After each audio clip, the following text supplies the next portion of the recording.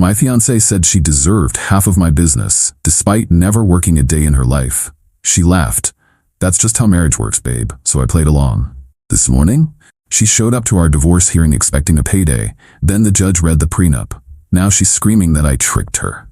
I'm Jackson, 34, self-made entrepreneur, owner of a thriving logistics company I built from scratch. No loans, no trust fund, just years of grinding, making smart investments, and putting in 16-hour workdays while everyone else was partying. By the time I hit 30, I had a multi-million-dollar business and a comfortable life. I wasn't flashy, no Lambos, no mansions, but I had financial security most people only dream of. Then came Mona. Mona was everything you'd expect from someone who grew up rich. She came from old money, private schools, ski trips in Aspen, and a wardrobe full of designer handbags she didn't pay for. She had a degree in something vague and artsy, but never worked a real job beyond a short-lived passion project at a friend's boutique. And yet, she carried herself like she was the CEO of the world. We met at a charity gala, one I was invited to by a client, and she was there because, well, that's what rich socialites do. I won't lie, Mona was stunning. The kind of woman who turned heads when she walked into a room. She was charming, sophisticated, and had this effortless confidence that made you feel like she actually saw you. At first, I thought I'd hit the jackpot. She wasn't just some party girl. She had ambition. She talked about wanting to start a business, to do something meaningful. She said she admired my work ethic, that she loved how driven I was. It felt good, like she respected what I built. For the first year, things were great. She was thoughtful, always planning little romantic surprises, hyping me up when business got tough, telling me how she admired my success. We traveled, we laughed, we talked about the future. She made me believe we were a team. And then, the little things started. It was subtle at first. She started making offhand comments like, "Once we're married, we should get a vacation house. You can afford it, right?" She'd casually joke, "I don't know why you stress about work so much. Just hire more people. You're rich." She stopped talking about starting a business and instead started mentioning how she could help with mine, despite having zero experience. At the time, I brushed it off. I figured she was just adjusting to the idea of being with someone who worked for their money instead of being handed it. But I should have paid more attention. The first real red flag came when we got engaged. We were celebrating with champagne and she giggled, clinking her glass against mine. "Can you believe it? We'll be partners in everything now, including your business." I laughed, thinking she was joking. She wasn't. I remember saying, "Well, not exactly. My company is mine. Marriage doesn't change that." She gave me this look, half amused, half exasperated, like I was a child who didn't understand how the world worked. "Babe, that's literally what marriage is. What's yours is mine, what's mine is yours." I told her, "That's not how businesses work, Mona." She waved me off, laughing. "Whatever, we'll figure it out." I should have pressed harder then. I should have seen the entitlement for what it was. But I was in love, and I still thought she was mostly joking. Then came the behavior shift. Suddenly Mona started acting like she already owned my success. She'd introduce me to people as, "My fiancé, Jackson, he owns a logistics company." Well, technically we do. She started spending money like crazy, assuming it didn't matter. Designer bags, spa weekends, ridiculous $300 brunches with her friends, money that she assumed was just an endless supply. One day, she outright asked, "Why isn't my name on any of the business documents?" That's when the alarms started blaring in my head. I told her flat out, "Because it's my business. You had nothing to do with building it." She pouted, crossing her arms. "Yeah, but once we're married, that changes. I deserve a say, Jackson." I asked her, "Why?" She blinked at me, confused, like I had just asked why the sky was blue. Then she laughed, "Because that's just how marriage works, babe." That sentence? That was the moment I knew. This wasn't a misunderstanding. Mona fully believed that simply marrying me entitled her to half of everything I built. I smiled at her, played it cool, and right then and there I decided if she wanted to play the entitled wife, I'd let her. But on my terms. And that, my friends, is how the most satisfying revenge I've ever pulled off began. The moment Mona laughed and said, "That's just how marriage works, babe," something in me shifted. I didn't react. I didn't argue. I just let it slide. Because at that moment, I realized something. Mona wasn't joking. She fully believed that by simply marrying me, she was entitled to half of everything I built from scratch. And if that's what she thought, I'd let her believe it. Because when someone thinks they've already won, they get lazy.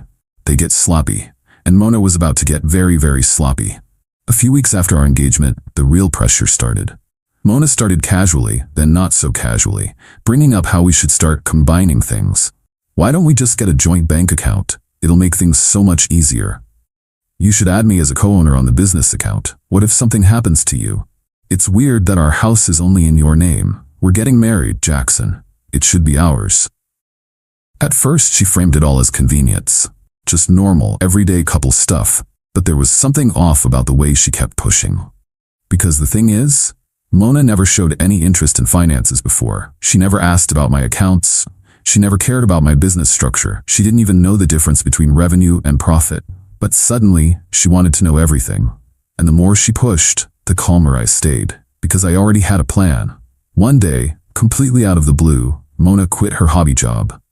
Now, to be clear, this wasn't a real job. It was something her parents had set up for her, a glorified creative consultant role at some boutique where she barely showed up. So when she quit, I was surprised. Wait, what? Why? I asked, trying to sound neutral. She just smiled. I don't need to work, babe. We're getting married. That was it. No discussion. No concern. Just a casual expectation that I would be footing the bill for everything from now on. She started spending money like she had an unlimited credit line, except it wasn't her money. $2,500 on a girls' weekend in Miami. A new engagement ring upgrade because she decided the one I proposed with wasn't big enough for someone with her lifestyle. Luxury spa days where she and her friends would get facials, massages, and whatever the hell a gold-infused body wrap is. And every time I even hesitated to approve of her spending, she'd pout and say something like, "Well, it's not like this is just your money anymore. We're getting married, Jackson. It's ours." Again, I didn't argue, because the deeper she sunk into this delusion, the better my plan was working. It wasn't just me noticing the shift. One night, I was out grabbing drinks with my friend Evan, one of my oldest friends, the kind of guy who's seen me at my lowest. We were just catching up when he suddenly leaned in, lowering his voice. "Man, I gotta ask, are you sure about Mona?" I raised an eyebrow. "What do you mean?" Evan hesitated. Then he pulled out his phone, scrolling until he found something and handed it to me. It was a screenshot, a message from Mona to his girlfriend, Sophie. "Girl, I don't know how you do it. I could never be with a man who makes less than me. Lucky for me, Jackson is loaded, so I'll never have to worry about that. LOL." I stared at the message. I knew Mona had an entitled mindset, but seeing it spelled out so blatantly, that hit different. I exhaled. "How long ago was this?" "A couple months ago," Evan said. "Sophie didn't want to stir shit, but she thought you should know. And honestly, I've been noticing things too. The way she talks about your business, man, it's weird. Like she already thinks it's hers." I nodded, keeping my expression unreadable. Because this was exactly the confirmation I needed. I looked up at Evan and said, "Yeah, I'm sure about her." I could see the worry flash across his face. But what he didn't know, what no one knew, was that I wasn't just sure about Mona. I was sure about what I was about to do to her. After that, I started setting things in motion. I met with my lawyer and drafted a prenup so airtight it would survive a nuclear apocalypse. I quietly moved assets around, legally of course, making sure my inheritance and personal savings were separate and untouchable. I kept playing dumb, letting Mona think she was in complete control. And then, when the moment was right, I brought up the prenup. Now this was the part I was worried about. Some women fight tooth and nail over prenups. But Mona? She didn't even read it. She just waved it off, laughing. "Oh my God, babe, you think I care about a piece of paper? Whatever, just tell me where to sign." And just like that, she signed away every single thing she thought she was about to take from me. Mona's confidence was something to behold. After she signed the prenup without a second glance, I expected her to bring it up again, to question some of the clauses, or at least pretend to care about what she had just agreed to. But she never did. Instead, she kept spending like a woman who had already won the lottery. She never asked what was in the prenup, never requested a copy, never even mentioned it again. It was as if, in her mind, the mere act of marriage overruled whatever meaningless document she had signed. And I let her believe that. Because people who think they've already won, they don't pay attention. The last straw, the moment that erased any lingering guilt I had, came about a month before the wedding. I overheard Mona on the phone with a friend, talking in that smug, careless tone she used when she thought she was untouchable. Honestly, it's kind of hilarious. Jackson thinks he's being all smart with this prenup. It's not even a big deal. He wanted a prenup? Fine, I signed it. Doesn't even matter. Once we're married, it's all ours. My jaw tightened. Her friend must have asked something because Mona chuckled and continued. What? You think I actually read it? Babe, it's a prenup, not a contract that actually means anything.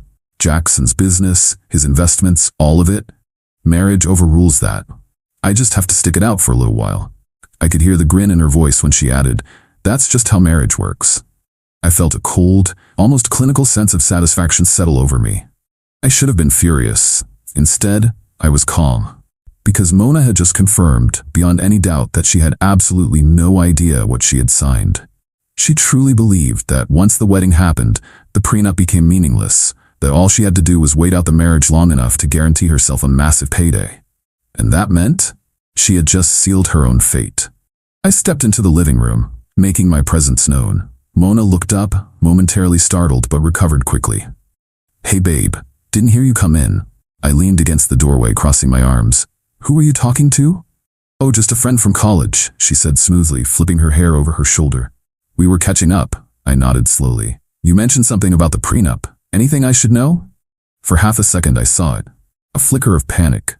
The tiniest hesitation. Then she smiled like I was an idiot. "Oh my God, Jackson, it's just girl talk. You know how it is."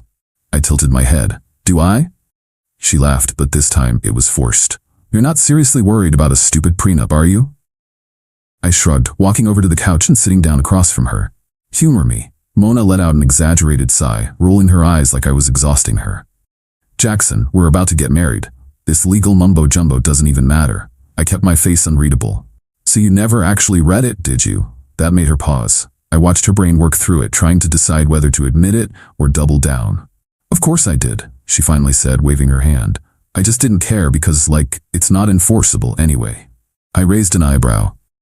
"Not enforceable," she scoffed. "Yeah, I mean, worst case scenario, I can challenge it. Courts throw out prenups all the time." I leaned forward slightly. "On what grounds?" She hesitated. I could see the moment she realized she didn't actually know. Her face hardened. "Look, Jackson, this is getting ridiculous. Why are we even talking about this? Are you seriously going to act like we're not about to be husband and wife? What's yours is mine." I smiled. And in that moment, I think something deep in her gut told her she had just made a mistake. But she had no idea how big of a mistake it really was. That night, after Mona went to bed, I sat in my office, reviewing everything one last time. I had already known she hadn't read the prenup. But now, I knew why. Mona had lived her entire life in a world without consequences. A world where problems were smoothed over with money, where her parents had always bailed her out, where contracts were just formalities, where she never had to fight for anything because she had never needed to. She had never lost.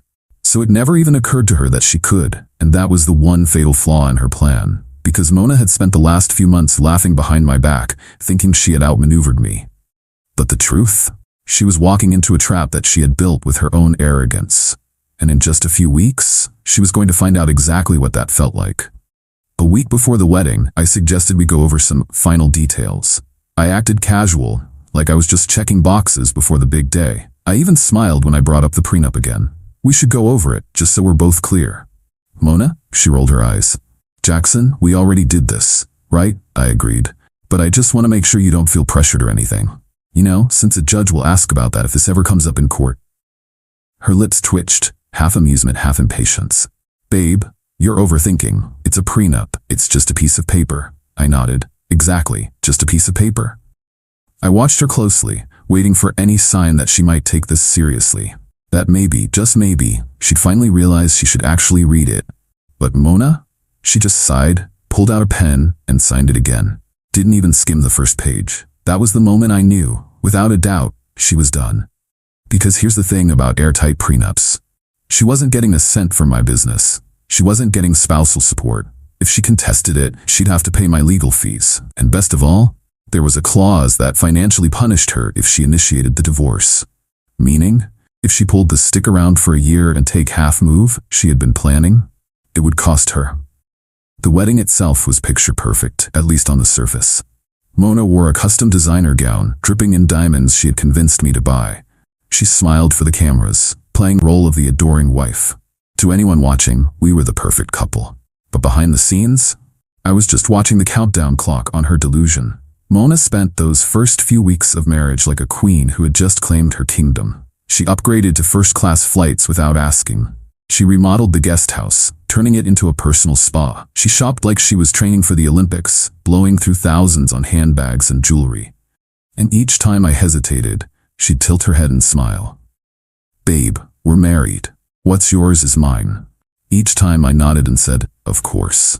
Because the more she believed she had control, the harder the fall was going to be.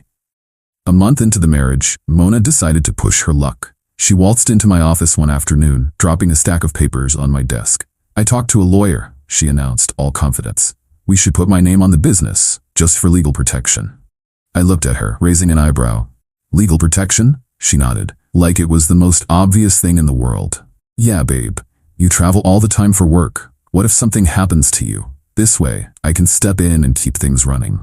I stared at her for a long moment, letting the silence stretch.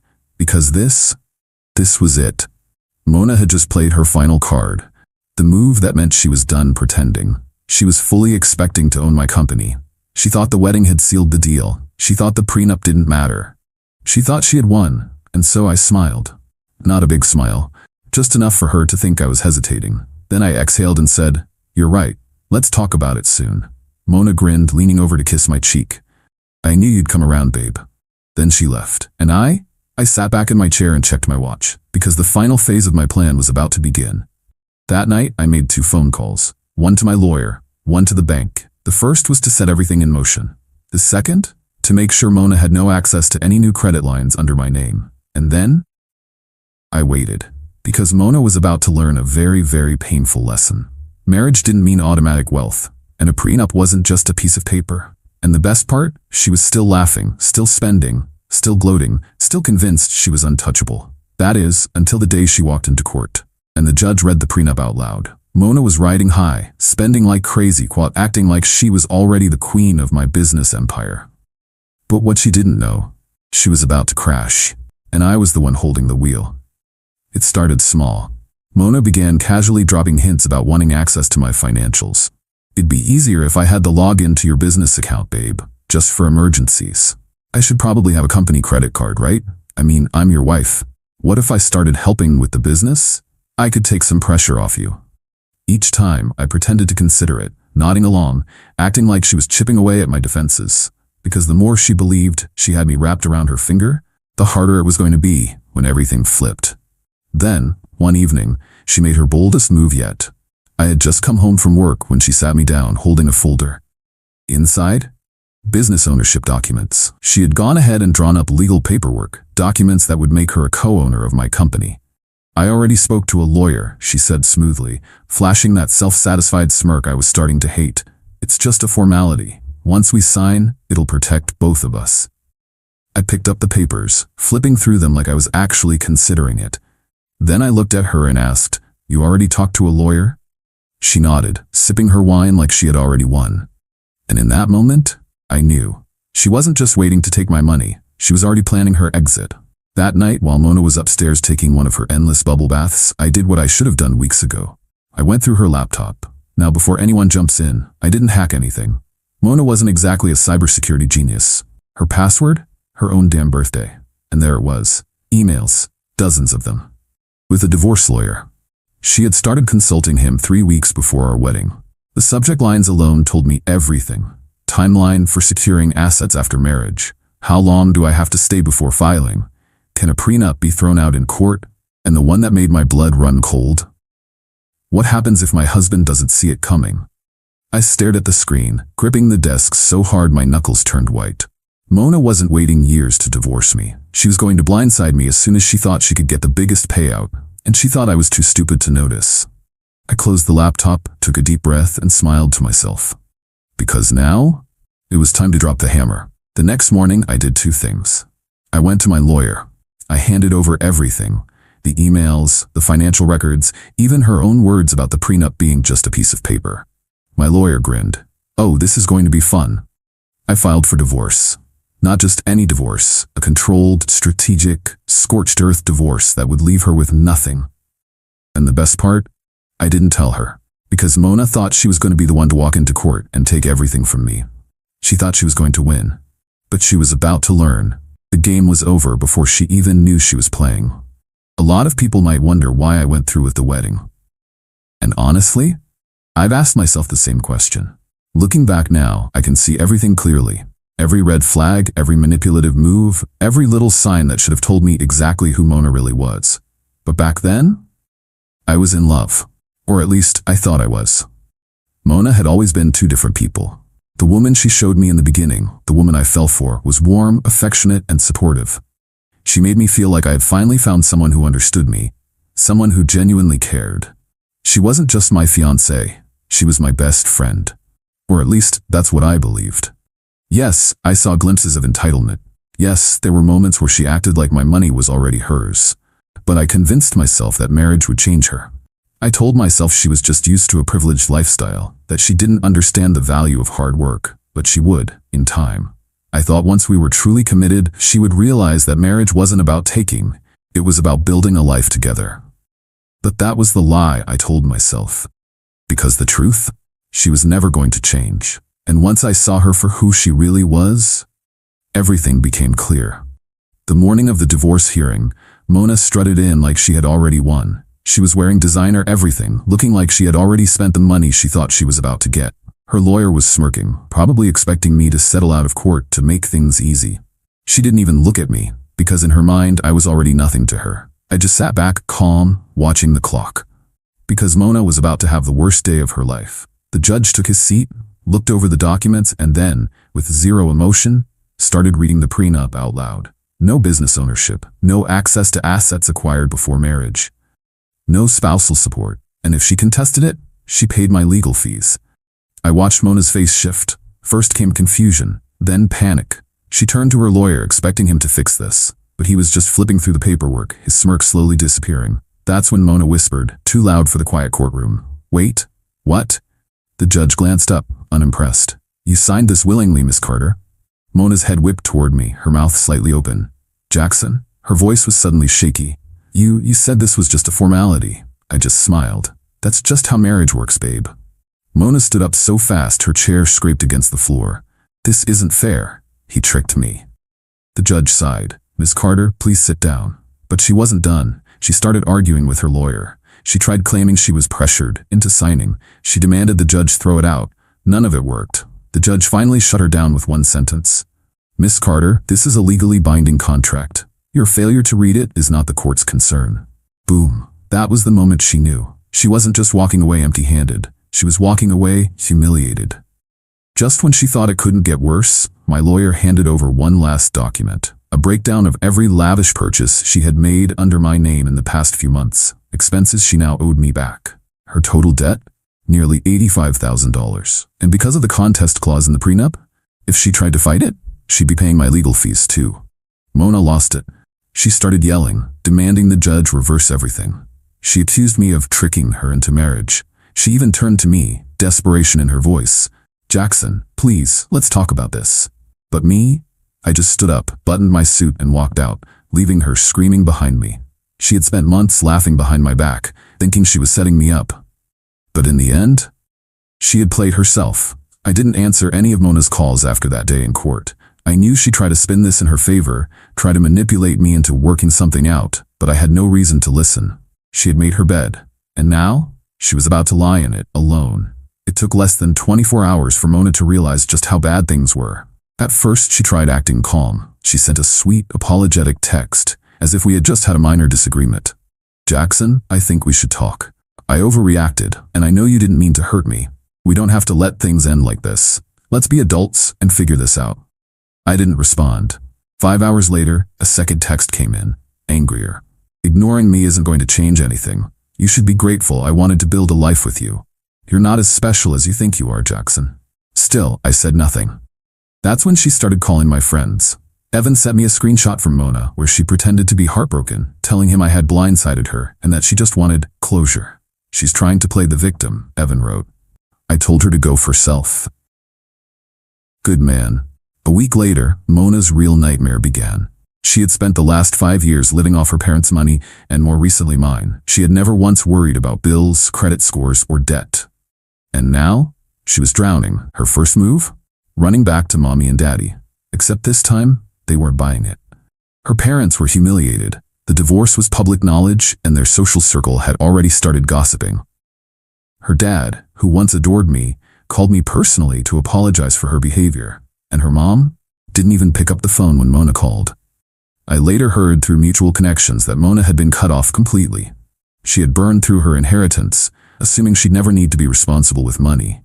And now, she was on her own for the first time in her life. If there was one thing Mona valued more than money, it was status. And once word spread about how badly she played herself, her friends turned on her instantly. I saw it happen in real time. One day her social media was filled with lavish brunches, shopping trips, and weekend getaways. The next, radio silence. The same girls who used to hype her up, who called her a queen and cheered on her glow up, were nowhere to be found. Because the thing about fake people, they stick around when you're winning. But the second you start losing, they scatter like rats on a sinking ship. The humiliation. The final blow came when Mona was forced to downgrade her lifestyle. She moved out of her luxury apartment, the one she had picked, assuming I'd be paying for it, and ended up in a small, basic rental in a much less glamorous part of town. She had to sell her designer bags just to cover her debts. She even tried getting a job, except, surprise, she had no actual skills. I heard through the grapevine that she applied for some low-level marketing gig and didn't even make it past the first interview. The best part? She had to delete her Instagram. Because every time she posted something, people would flood her comments, asking her, "Didn't you try to scam your ex-husband? How's that prenup treating you, babe? Not so rich now, huh?" And just like that, the Mona Carter persona, the elite, glamorous, untouchable woman she had pretended to be, was dead. While Mona was scrambling to fix her wrecked life, I was doing better than ever. I had peace, I had money, I had zero stress, and the best part? I had the perfect story to tell every guy I met. You want to know why you always get a prenup? Let me tell you about my ex-wife Mona. And trust me, every single one of them took notes. I knew Mona would try one last move before she fully accepted her new reality. And sure enough, one evening, months after the divorce, she called me. At first I wasn't going to pick up, but then I thought, why not? I wanted to hear it. I wanted to hear what rock bottom sounded like, so I answered. Her voice was different now. No arrogance, no smugness, just quiet desperation. "Jackson." I said nothing, let the silence stretch. Finally she spoke again, voice trembling. "Can we talk?" I leaned back, keeping my tone flat. "About what?" I made mistakes. I know that now, and I miss you. Can we meet?" There it was, her last card. She had lost everything else, so now she was trying to play on my past feelings, trying to see if the man she had once manipulated so easily was still there. I almost laughed. I kept my voice calm, controlled. "Mona, why would I ever go back to someone who saw me as a paycheck?" She sucked in a sharp breath. "It wasn't like that, Jackson. I loved you." I tilted my head. "Loved me?" Then I chuckled. "That's funny, because I remember you telling your friends I was just a stepping stone." Silence. She had nothing to say to that. Then finally a whisper. "I don't know what to do." That's when I delivered the final blow. "That's not my problem, Mona," and I hung up. Just like that.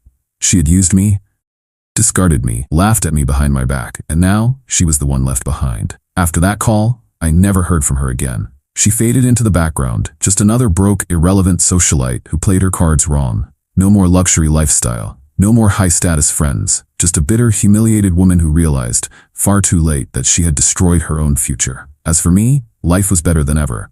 My business, thriving. My peace of mind, untouchable. My money, right where it belonged, with me. And the best part?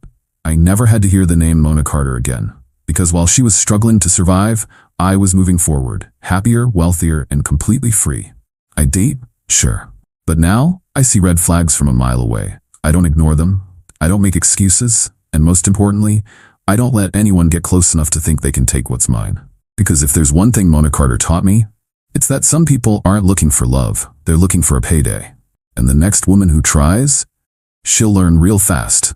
I don't fall for that shit anymore.